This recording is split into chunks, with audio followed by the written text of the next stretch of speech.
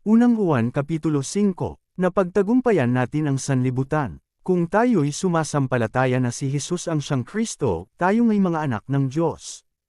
At ang sinumang umiibig sa Ama ay umiibig din sa anak.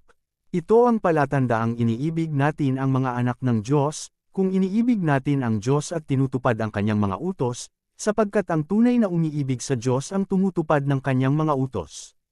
Hindi naman mahirap sundin ang kanyang mga utos, sapagkat napagtagumpayan na ng mga anak ng Diyos ang sanlibutan, at nagtatagumpay tayo sa pamamagitan ng pananampalataya. Sino ang nagtatagumpay laban sa sanlibutan? Ang sinumang sumasampalataya na si Jesus ang anak ng Diyos. Ang patuto tungkol kay Jesu Kristo. Si Jesu Kristo ang naparito sa pamamagitan ng tubig at ng dugo. Hindi sa pamamagitan ng tubig lamang kundi sa pamamagitan ng tubig at dugo. Ang Espiritu ang nagpapatutuo tungkol dito, sapagkat ang Espiritu ay katotohanan.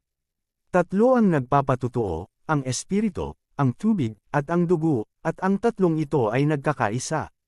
Kung pinaniniwalaan natin ang patuto ng mga tao, higit nating dapat paniwalaan ang patuto ng Diyos, at ito ang patuto ng Diyos tungkol sa kanyang anak. Ang sinumang sumasampalataya sa anak ng Diyos ay naniniwala sa patotoong ito. Ngunit ang Diyos ay ginagawang sinungaling ng sinumang hindi sumampalataya sa Diyos, sapagkat hindi ito naniniwala sa patuto niya tungkol sa kanyang anak. At ito ang patuto, ipinagkaloob sa atin ng Diyos ang buhay na walang hanggan at ito'y makakamtan natin sa pamamagitan ng kanyang anak. Ang sinumang pinapanahanan ng anak ng Diyos ay mayroong buhay na walang hanggan, ngunit ang hindi pinapanahanan ng anak ng Diyos ay hindi makakaranas ng buhay na walang hanggan. Ang buhay na walang hanggan. Isinusulat ko ito sa inyo upang malaman ninyo na kayong sumasampalataya sa anak ng Diyos ay may buhay na walang hanggan. Hindi tayo nag-aatubiling lumapit sa Kanya dahil alam nating ibibigay Niya ang anumang hingin natin kung ito'y naaayon sa Kanyang kalooban.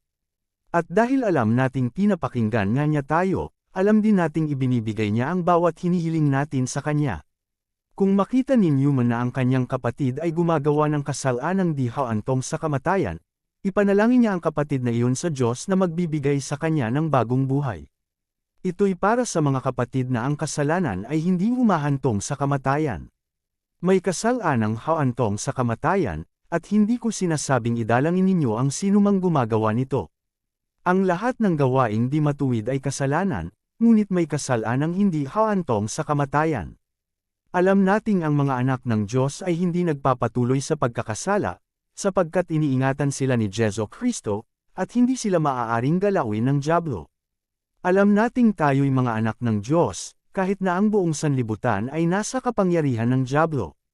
At nalalaman nating naparito na ang anak ng Diyos at binigyan niya tayo ng pangunawa upang makilala natin ang tunay na Diyos, at tayo'y nasa tunay na Diyos, sa kanyang anak na si Jesu Kristo. Siya ang tunay na Diyos at buhay na walang hanggan. Mga anak, lumayo kayo sa mga Diyos-Diyosan.